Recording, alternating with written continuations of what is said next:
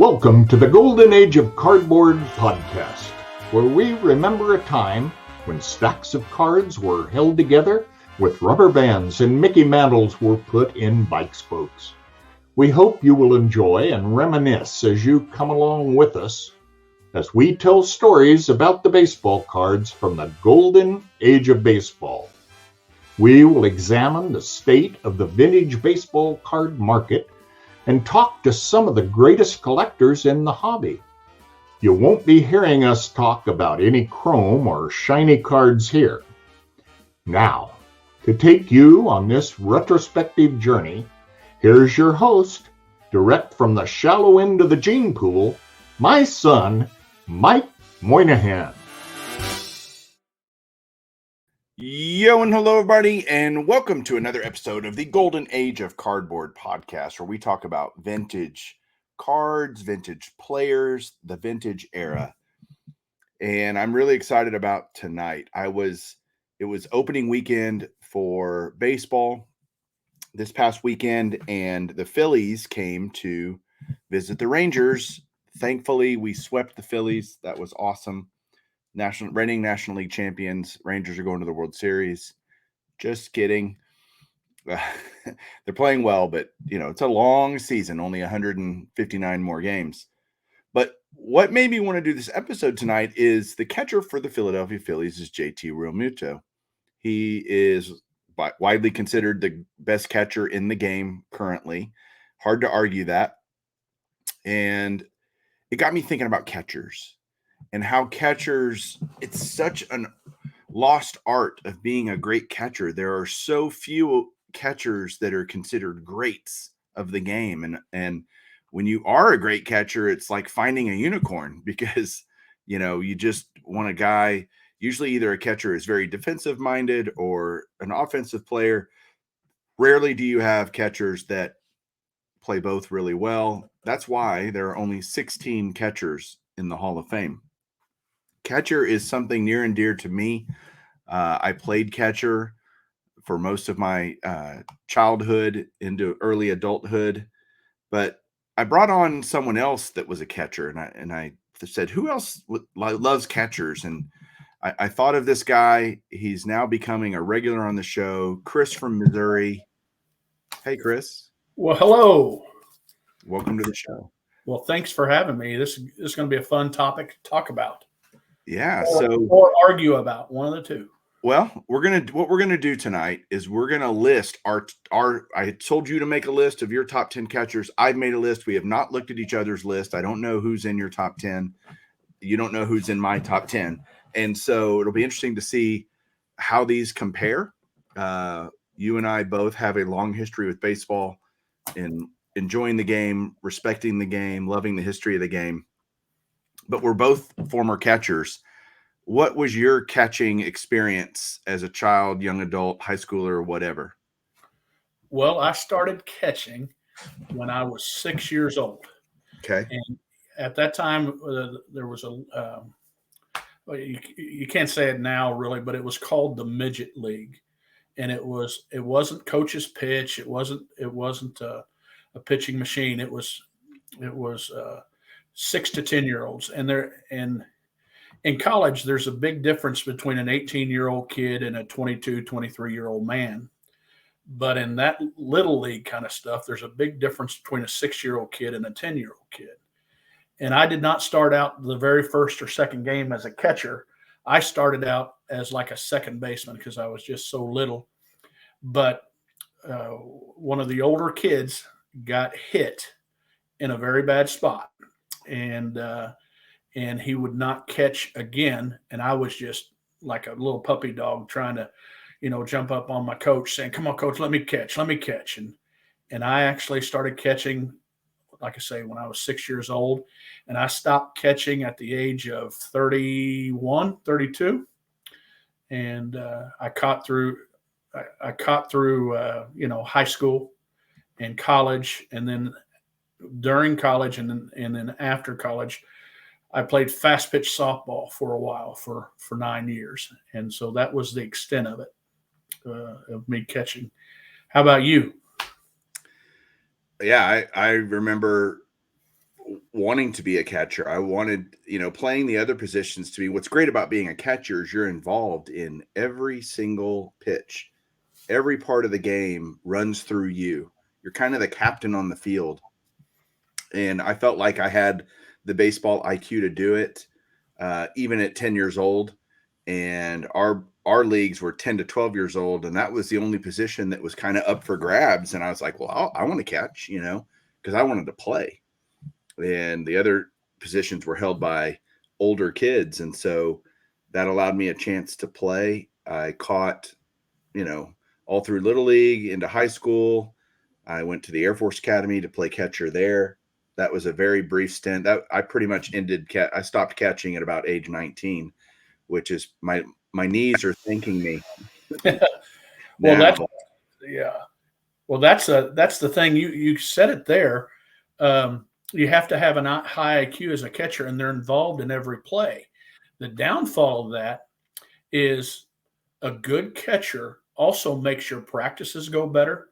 Like if we played simulated games when I was younger or in high school, I caught both teams, and then I caught batting practice, and then at the end of batting practice, okay, you go up against the screen and we're going to throw to you here, and my knees are not thanking me right now. I actually had to have a shot about 2 months ago. But you're right, they're involved in every play. Well, I remember I grew up, loving baseball in the 80s, and the 80s had a lot of great catchers in the era. Some I'll mention that probably won't be in our top 10s, but like Tony Pena, and the way he would stick his right, I emulated that. I would, because I'm 6'2", and so I'm a tall guy. And so for me, I was 6'2" in high school. So I had to get low enough. Sometimes I would kind of sit on my butt and stick my right leg out to get myself lower. I enjoyed being in control. I loved throwing runners out, all of those things. And what's hard is why I think catching is so hard to be so good at, because to be a good catcher, you have to practice a lot at catcher. You don't get to, I was a decent hitter, but I wasn't a great hitter. And so there are guys that from history. Jimmy Fox started as a catcher, right? Heck, Bryce Harper was a catcher in high school.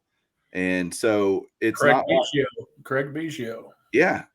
Catcher is a great position where you really have to be well-rounded in terms of your ability to catch the ball and throw and move your feet and quick and all those things. Like all positions need that to some degree, but catcher, you're always involved. It was so much fun being a catcher. And so I always, at 10 years old, and loving catching, I followed all the Rick Dempsey. Yes. Rick Dempsey, guys like that. Jerry Grote. Yeah. But the guy that I really loved was Jim Sundberg. He was the Rangers catcher, longtime Rangers catcher. World champion Royal catcher too. He was with the 85 Royals. That's right. I've worn his World Series ring from that season. Wow. I'll tell you a Jim Sundberg story. He was, once he retired, a Rangers announcer and is still involved in the organization, actually. And he was in the booth, and my dad was in the booth every game. And so they got to know each other really well. Obviously, I'm a huge Rangers guy. I'd be in the booth with him from time to time. This was probably when I was a little older, so I didn't go as much. But here's, I'll show you a quick. This is Jim Sundberg's rookie card, 1975 Topps. And what I love about Jim Sundberg is he was an incredibly nice guy. And so I remember when I made the varsity as a sophomore in high school, I did what you did. I caught my twin brother, who was a pitcher, was on JV still. So I would catch the JV game on Thursday when he would pitch, and then I'd go catch varsity on Friday. It was like I played both, and that's because the coach wanted me to catch my brother just to get used to catching him. And my dad goes, "Hey, let's go on a little road trip." And I'm like, "Okay, whatever." He said, we got to run somewhere and do something. Okay, fine. Well, we pull up to Jim Sundberg's house. Oh. And my dad walks up. Hey, Sonny, how you doing? This is you remember my son, Mike? Yeah. Holy crap, Jim Sundberg, and again, I'd met him before, but I'd never been to his house. And he goes, all right, Mike, I want you to go up. Your dad and I are going to sit here and talk. You go up in the attic. The ladder's right over there, and pick out whatever gear you want. In his attic, Chris, he had just gobs of all the professional catchers gear in just about any color of the rainbow. I mean, it was just so much stuff up there, all brand new. And so he happened to have some royal blue catcher's gear that I took out of his stash, I guess. And that's what I used my first year of varsity as a catcher. It was pretty cool to say, Wow. where'd you get your gear? Jim Sundberg, close personal friend, it was just that kind of surreal, cool thing to do that. I still have my catcher's mitts from when I was in high school and college. I use them. Like when I play catch with a catcher's mitt. Sure. And if I'm playing softball or something, I'll use a regular glove. But sorry, we've spent 11 minutes. We haven't gotten into our top 10, but it's fun to reminisce and fun to remember that kind of stuff. Well, before you get started, just real quick, Daryl Porter, who's not on our list right here. What are you talking about? He's number one on my list. I thought so. But Daryl Porter was a really good catcher. But Daryl Porter died a few years back, but he was an avid baseball collector. And one of my friends purchased his collection. Oh, and wow. So some of the cards that are graded, that he got graded, he had them put the Daryl Porter collection on there. And so I thought it'd be kind of neat letting people know he had an extensive Mickey Mantle collection. I mean, a great collection. And I knew, since we were talking about catchers, I could slide that in real quick. He was a great catcher for the Cardinals and the Royals. And anyway, an avid baseball card collector. Why do you think it is that so few catchers are in the Hall of Fame? Oh, some typical things that come off the top of my mind is shorter careers, usually, except if you're Tim McCarver or somebody like that. It's hard to play 140 games. It's tough. Even years ago, it was tough to catch that many games for a long period of time. And I think they spend a great deal of time working on their defense and helping everybody else better, working with the pitchers, helping them better. And so, we're going to talk about some power hitting catchers and different things like that. But those days are few now. And so I think that's why is that. You want to add to that? Is there anything that's on the top of your mind? No, I just think it's, again, a tough position. Like you said, the endurance, the stamina, injuries. It's just hard. I mean, look at modern examples. Joe Mauer, was a catcher, but moved to first or third or whatever, late in his career. And, there's just guys that it's just hard to do that. There's rare exceptions, but that's what makes, I think, this top 10 list really special. Cause these are, let's say we probably have 10 or 12 or 13 guys between us are the greatest of all time. Let's start with an honorable mention. Because I think beyond just respecting catchers and what they do in their careers, they have some amazing baseball cards. Like catchers, if you get the right shot, some of them are boring like everybody else's, but I'm going to give an honorable mention to Thurman Munson. This might be one of the 71 tops. Thurman Munson. If you're listening on podcast, you can probably picture this card in your head. One of the greatest cards made of all time in terms of action shots and, the rookie cup, the 71, the horizontal. I mean, it just works. And it's just an absolutely great baseball card. So I'll tell you, all the cards I am going to show of my top 10 and even the ones I've already shown are catchers either in their gear or crouched. None of them are hitting. They're all playing catcher. And I thought, sure, certainly they all have cards where they're hitting and stuff and poses and all that. I wanted to pull cards where they're doing what they get paid to do, and that's getting dirty and being a catcher, being squatted down. Do you agree about catcher cards and just how cool they can be? Oh yes, there's some of my favorite cards are catchers. Now I don't even know I don't know what I pulled out now as far as pictures of them, but I should have followed your lead. You're right. That Thurman Munson's incredible. I can think of Joe Torre crouching down on his rookie card, and yes. You have a card there, I think, I mentioned Jimmy Fox starting as a catcher. Like his 33 Gowdy, I think, is a pretty amazing picture. And if you don't believe Jimmy Fox was a catcher, it'd be great if I could find it now. Oh, here it is. The 33 Gowdy Jimmy Fox, the giant mitt, hat backwards, chest protector, all that good stuff. It's just a great card. And 33 Gowdy has several very cool. Al Lopez has a cool card like that, catching card. There's just some cool 33 Gowdies. But let's get to number 10.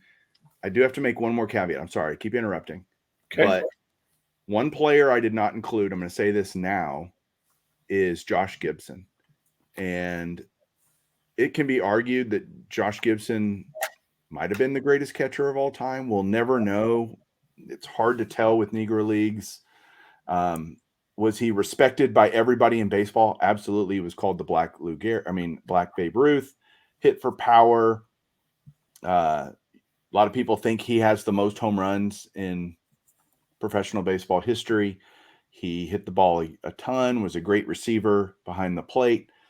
But I wanted to include only major league players. It's hard to compare a Negro League player to major leaguers. That's unfortunate for sure.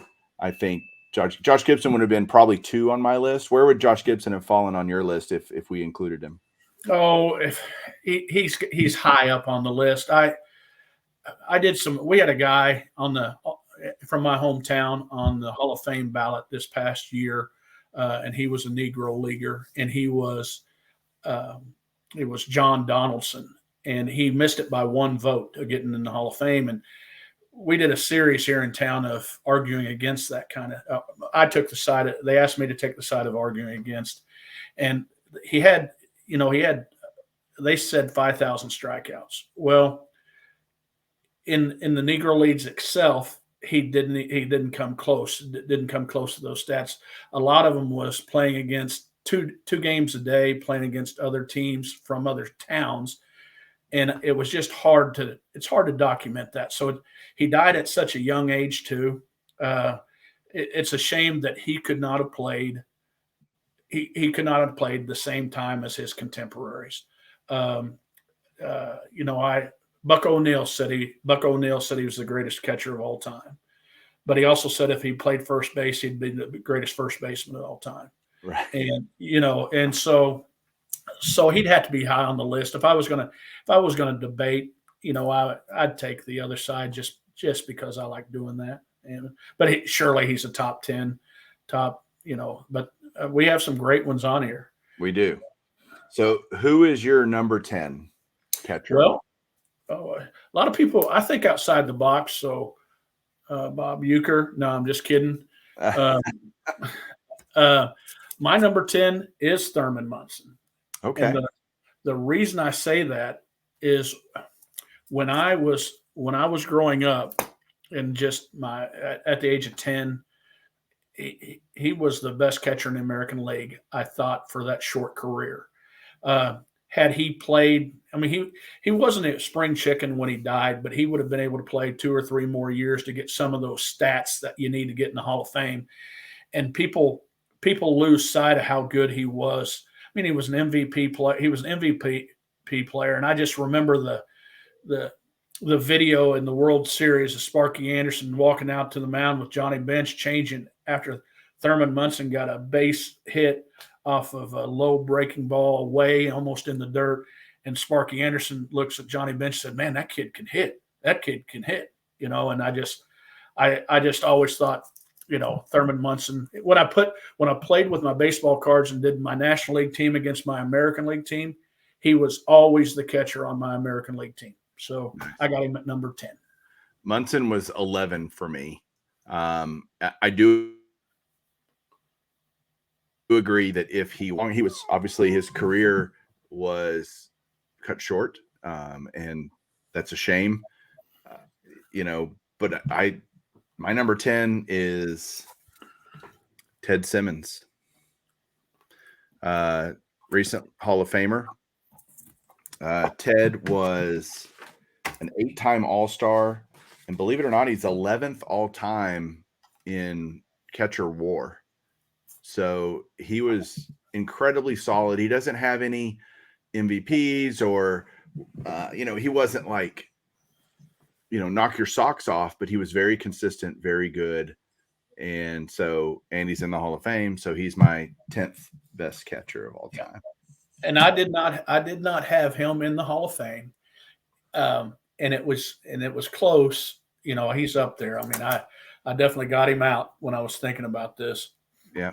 But his arm suffered a little bit. Now, he was better than what people thought back then. I mean, his base stealing or his thrown out runners wasn't bad, but he was in the league, in the National League, with a couple really good defensive catchers, but he was not. But that's a good choice because, man, he could hit. Yeah, he was a good hitter. So number 10 for me, we'll alternate who goes first. So I'll go first on number 9, and we probably need to talk a little faster. Else, okay. Sorry about that. No. All day, but sure. My number 9 catcher, 11-time All-Star Gary Carter, is my number 9 all-time catcher. I'm showing his 1978 tops. By the way, Ted Simmons rookie card is 1971. So if you go, man, I love hearing about these catchers, and Simmons card's 71, Carter's is 75 is his rookie. He won a World Series, of course, with the 86 Mets. He's second all time in catcher WAR. So he's pretty good. Pretty good. Who's your number 9? My number 9, I'm going to show you a 1961 Golden Press Bill Dickey. Okay. He's my number 9. I love this pose of him looking after a foul ball. And the reason I have him as number 9 is, he played in a lot of games, but he also gets a lot of credit for working with Yogi Berra to make Yogi Berra a better defensive player. So that's my number 9. Okay. It's going to be funny to see the overlap and why we put players in certain places. So who's your number 8? My number 8 is the worst defensive catcher on this top 10, but this guy could hit. And so my number 8, I'm showing you a Mike Piazza rookie card, and 92 Fleer. He would be higher up on the list, but he got replaced late in games a lot. He couldn't throw anybody out if he was strong as can be, but his arm was not. And so I have him as my number 8. So my number 8 is Mickey Cochran. I'm showing a 35 Diamond Stars. Look at that. That's such a cool card. Wow. What's the back of that look like? I always wanted to know. It's just a simple card number, and this has fielding tips on it, and it talks about the catcher's throw. So gives you some tips on that. Gordon S. Cochran, who a famous baseball player is named after him, of course, Mickey Mantle. His dad loved Mickey Cochran. 2-time MVP Mickey Cochran was. He played on those great Philadelphia A's teams under Connie Mack. He was only a 2-time All-Star, but that's not really fair because he played in an era where they started All-Star. Like most of his career was played before they had All-Star games.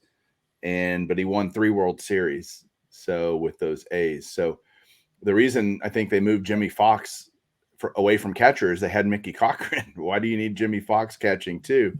let's find another spot for him, and he played first base, right? So that a lot of catchers end up at first base because they're good at stopping balls in the dirt like a first baseman needs to be. And so Joe Mauer, Johnny Bench played third a little bit when he was later in his career, but we'll talk about him later, I'm sure. So Mickey Cochran's my number 8. My number 7 is someone you've already mentioned, Mike Piazza. This is his 92 Bowman card. It's cool we're showing 2 different cards of Piazza, not on purpose, just by happenstance, but his 92 Bowman, 92 is his rookie, 12-time All-Star. And yes, he was maybe the greatest offensive catcher of all time. Certainly top 3, probably. Yes. And 427 home runs. Again, he DH'd a lot in later years. Played a little first base, I think, if I remember right. So, but the dude could hit. That was, so he's my number 7. Okay, well, my number 7, they're going to overlap. Like you said, my number 7 is Gary Carter. Okay, I'm showing his 1975 rookie card, and again, you said all the things about him. His WAR was a lot higher than what I expected it to be, and he played with a smile on his face. His nickname was the Kid earlier in his life, sort of like Ted Williams and Ken Griffey Jr. And he was a great catcher, a lot better catcher than what I give him credit for, because again, I grew up a Johnny Bench fan, and I made me not like a lot of other catchers that I should have liked at the time. So I think if Carter played somewhere else to begin his career instead of stuck in Montreal, I think his story might be different. He got kind of lost in the shuffle. I mean, Carter made 11 All-Star teams. He was, he was really good, right? So, I'm on number 6 if you're ready for me. Yeah, I'm ready. Go with number 6. Again, an overlap, but I'm going to show a 1961 Golden Press, Mickey Cochran, with all that old gear on. And Mickey Cochran was quite the player. I think he was like the first catcher that everybody started comparing other catchers with. He was just a heck of a player, and like you say, a good enough player to make Jimmy Fox change positions. So, yeah. Mickey Cochran. I love it. All right, I guess you start this. Or no, you did number 6. Yes, that is correct. Okay, my number 6. Again, it's funny how the thing is, the sad part about it is there's not a lot of debate for the top 10. I mean, there are so many. There's not as many great catchers as one might initially believe. Like, oh, baseball's been around forever. There's tons of these great catchers that you would debate back and forth about and this and that, but there's just not. Bill Dickey is my number 6. I'm showing a 1939 play ball, Bill Dickey. Great playing days card of him. This is my only 39 play ball card, actually. And it's a rough card, but a very cool image of Dickey catching. And he was, good grief, 11 times he was an All-Star. He won 8 World Series as a catcher and was a Rookie of the Year. So you're right. He played for incredibly great teams up in New York with the Yankees. Yogi Berra came in. Stengel kept him on as Stengel wasn't the manager then, but he was kept on as a coach to teach Yogi Berra how to catch, like you said. And so Yogi Berra wouldn't be Yogi Berra without Bill Dickey, no doubt. And then what's cool is then Berra did the same thing, paid it forward to Elston Howard, later on in Berra's career. So number 5 for me. Now we're getting into debate. Like, this is where it starts getting, you're really splitting hairs, right? Any of these top 5 guys you would take on your team. Heck, any of the top 10 guys you'd take on your team as your catcher any day of the week and twice on Sunday because it's such a difficult position to find greatness in. I put Roy Campanella as my number 5. And I'm showing his 51 Bowman card, which is one of my favorite Campanella cards easily. It's just such a cool card of him throwing his mask off at Ebbets Field, going to catch a foul ball or something. 3-time MVP, Roy Campanella. 8-time All-Star, 1 World Series. And remember, he got to the majors when he was 26 out of the Negro Leagues. And he got injured in 1957 in the car accident in December or whatever, New Year's Eve maybe, or whatever it was. And he never played again. He would have certainly played several more seasons, probably even made the move to LA with them if he hadn't gotten in that car accident. And so, but man, what a great period of time for as brief as his career was. I mean, he won 3 MVPs for crying out loud. That's a big deal. So he's my number 5. Good choice. Great choice. So my number 5 is one of the greatest catchers in the 70s. And he's got his uniform retired by 2 different teams. Peter Gammons called him one of the best looking ball players as far as the way he carried himself and stuff. And I'm showing you a 1972 Topps Carlton Fisk. That I despised Carlton Fisk. He broke my heart with that home run in the 6th inning of the, and if the Reds wouldn't have come back and won that 7th game, this would have had about 20 pinholes in it right here. Right. but he was such a great catcher. And I think if you were going to make an artist rendering, whatever that word is, rendering of a catcher, and you wanted to mold a catcher, how they carried himself, and I remember I picture the image of him going out to talk to his pitchers, and him not taking his mask off, but putting it on top of his helmet and walking out there. And I remember, and I did this as a college player. If I went out and talked to my pitcher, a lot of times, if it was somebody taller than him or bigger than him, he would turn it around where he's standing on the mound looking down at them. And that way he just looks, imposing. And, I just thought he was, when I sat back and look at his career and, the number of games played and how long he played and how long he was good. He wasn't just playing to be playing. He was good. And I just think he's number 5, and he's a good number 5. And so my number 4, it's my turn, I guess, right? With number 4. It is. Yep. My number 4 is Roy Campanella. And I'm showing you his Bowman rookie card. And I love this card now. I've had it for a long time. And he never, when I was growing up, putting together the National League All-Star team with my cards to play the other, he never made the first team because of my favorite player. But what a great player. He was my dad's favorite player. I talk about that in my videos all the time. And I'd get in an argument with my dad. He'd just try to make me mad by telling me that Johnny Bench wasn't very good. And so he got me to where I didn't care for him all that much when I was around him. But again, almost the most valuable player in the league, almost 30% of the times the years that he played. And that was incredible. So my number 4, Roy Campanella. Well, it's ironic because my number 4 is Carlton Fisk. Well, you got that one all wrong then, didn't you? Yeah, I got the 74 Topps here. It's a great sideways card of him, getting ready to tag a guy out at home or receiving a throw from the outfield or something. Just a great card of him on the Red Sox and the White Sox.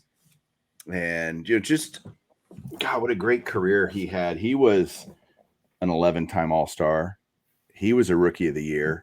Again, when it's funny as we're listing all these catchers off, almost all of them have double-digit all-star appearances. You know, when you were really good, there just wasn't a whole lot of argument about who else should be there.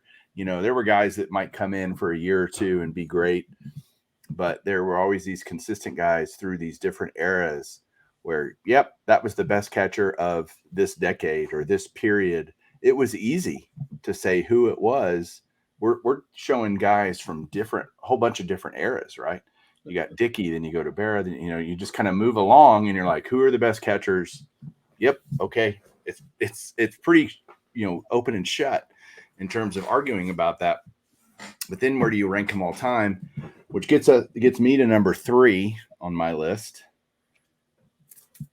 And it's Ivan Pudge Rodriguez. I'm showing his 91 score traded rookie. I have all the Pudge cards. I picked this one because he is running to catch a foul ball. He's geared up and mask thrown off. And, you know, I had the distinct pleasure in 1991 when he started playing. I was, you know, 17 years old, high school catcher. He wasn't that much older than me. I was born in 73. I think he was born in 71. Let me look here. Yep, 1971. So we were close to the same age. And I watched him play catcher and me play catcher. Very different. Very different. Even, I mean, he had an absolute cannon for an arm. I mean, it was like it was shot out of a howitzer. People, you know, rarely stole off of him, even tried. You know, he had a very high throw percentage, but I bet if you looked at what percentage of runners ran on each catcher, his would be the lowest every year. He has the most career games caught of any catcher, and it's not really even close. I mean, hundreds and hundreds of more games than the next guy of how many games they caught. He won a World Series, of course, with the Marlins, 13-time Gold Glove winner, 14-time All-Star, and he won an MVP in 1999. So watching his whole career, it was pretty great, loving catchers and being a catcher and all those things, and having the best catcher, certainly in the American League, because Piazza and Pudge were contemporaries, right? They played around about the same time. And so during that era, it was Piazza was the best in the National League and Pudge Rodriguez was the best in the American League. And it kind of, that was where the argument ended. So who's your number 3? Well, my number 3 is the same as your number 3. There you go. I'm showing his rookie card. 91 Fleer Ultra. And so even before I met you and watched your channel, I appreciated Ivan Rodriguez. And sometimes I had him higher at times than what I do. And you just have to think about it. And now it's just, you're in some elite category here as far as the top catchers go. But I graduated college, small college, called Missouri Valley College in 1989, and we had a guy that was going to graduate with me, got drafted in 1988, named Kyle Spencer, and his catcher in Class A ball was Ivan Rodriguez, and he would come back or he'd call me, and he'd say, man, this guy, you don't shake him off. You make sure that you really read his sign correctly, because he did not like getting crossed up. And he could throw the ball back to him faster than the pitcher could throw it to the catcher. Right. And, at the time he talked about how he struggled hitting a little bit, but he worked on it, worked hard on hitting. And Ivan Rodriguez became a good hitter in his baseball career, but he was always a good defensive player, and always, just a field general. And so I respected him at a young age, and just, again, some of the catchers there's catchers that suffer in comparison when they're in the same division or same league. There was some great catchers with Ivan Rodriguez, but I think of, Johnny Bench in the National League. He was a great catcher. Bob Boone was a great defensive catcher, but hardly ever gets mentioned how great a catcher Bob Boone was. Right. In the National League at the time, they also had another catcher that was a great defensive catcher, Steve Yeager. and he caught for the Dodgers, and he's the one that invented the throat guard and was a great defensive catcher, but hardly got a sniff at getting an all-star game because of some of the competition. And I look back in the 70s. I believe the greatest catcher in the American League for the decade, if you take the whole decade, and that could be wrong, I might be missing somebody, but I always thought Bill Freehan got, he was an all-star a lot, and it was the greatest catcher in the 60s in the American League, but doesn't get his due. And so I get to say it right now before I mention who my number 2 is. So yeah, I think Freehan made 15 all-star games. I've looked that up before, and I think that's close. Somebody can check me on that, but yeah, that's pretty impressive. Yeah, and not even talked about getting in the Hall of Fame just because some of those stats and he just doesn't meet. But there was some great ones. So my number 2 catcher is the greatest winning baseball player of team sports. I believe he's the Bill Russell of baseball, and that is Yogi Berra. And there's not a whole lot that I'm going to tell people, and I'm showing his black and white rookie card, and I love the card you're showing. Describe that to him. Yeah, I'm showing the 50 Bowman. I have his rookie card as well, 48 Bowman, but his 50 Bowman's just great as well, sitting, crouching as a catcher. He's my number 2 as well, so that's easy. For those of you out there that don't know what Chris is talking about, Yogi won 10 World Series, 10 for the Yankees. He was an all-star 15 straight years. That's unbelievable. Unbelievable. And he won 3 MVPs on top of that. So I think everyone, if they did this list, would have Yogi top 3. I think it's hard not to have him in the top 3. We both have him at 2, which I think makes sense, which leaves one guy to be numero uno for both of us. That is correct. Bob Uecker. Bob Uecker. Yeah, it's Johnny. Come on. It's Johnny Bench. And my friends give me a hard time because I always used to say Johnny Bench isn't a very good catcher, and I was joking, of course. He's the best catcher of all time. I love the 76 tops you're showing. I should have pulled that one because he's wearing all this gear. His 73 tops is fantastic, where he's going towards Johnny Bench has some really great cards. I'm showing his 69. There's a 73. Chris is showing. I'm showing his 69 tops, the rookie cup. He's crouching down, a young-looking Reds catcher. He was the engine that made those great Reds teams, the Big Red Machine, run.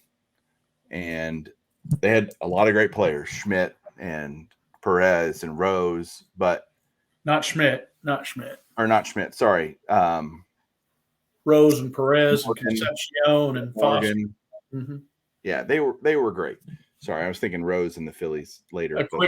A quick Johnny Bench story that I like telling is Bobby Knight, the great basketball coach for Indiana, would take a team to a Reds game, and they'd get there early, and they would watch Johnny Bench warming up, how he would throw a ball up against the backstop and see how it bounced, and just how he stretched out. And he would look at his players and say, if you want to be the greatest player that you can be, watch this guy, because he would practice blocking balls, and he didn't care who. He wasn't showing off. He was just trying to make himself better.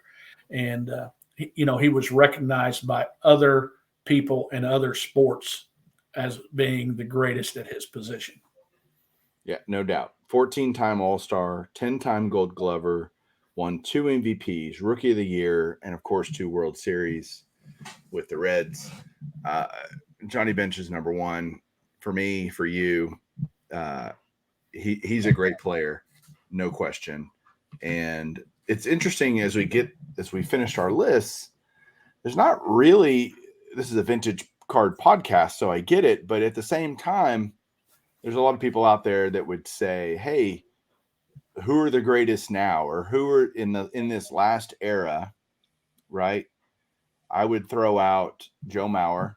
I actually think Joe Mauer is going to make the Hall of Fame someday. I don't think he'll make it soon, but I think there's 3 guys that are going to make the Hall of Fame that have caught in recent years: Buster Posey, Yadier Molina, and Salvador Perez, who's still catching. You're showing the Yadi 2004 Topps, and then the 2013 Topps Chrome. Salvi, rookie. But it's different. I mean, it's so hard because you go Buster Posey or Yadi Molina or Salvi Perez, and you say, are they as good as Yogi Berra, Roy Campanella, all these other guys, Johnny Bench, Carlton Fisk? And the answer might be no, but that doesn't mean they shouldn't be in the Hall of Fame. I mean, there's some pretty crappy catchers in the Hall of Fame, with Rick Farrell being number 1, right? On that list for me. As well. Gabby Hartnett was okay. There's another guy I'm missing that I'm not thinking of. Old timer. Darn it. There's several catchers that don't deserve to be in the Hall of Fame. Let me see if I can't. But like Ernie Lombardi was a great catcher. We didn't mention him. Right. Rick Farrell. Roger Bresnahan is in the Hall of Fame. Buck Ewing is in the Hall of Fame. But those guys are like old school. I got out of Roger Bresnahan and a Rick Farrell because Roger Bresnahan's in the Hall of Fame because he was a coach and a manager. I mean, he got in as a player, right? But his his lore was because of his greatness was, a manager and a coach. So there's a couple guys that don't belong in there, I believe. And it's funny, like Joe Torre got in as a manager, but I think he could have gotten in as a player. He was a really great catcher. Sure was. Won an MVP for crying out loud.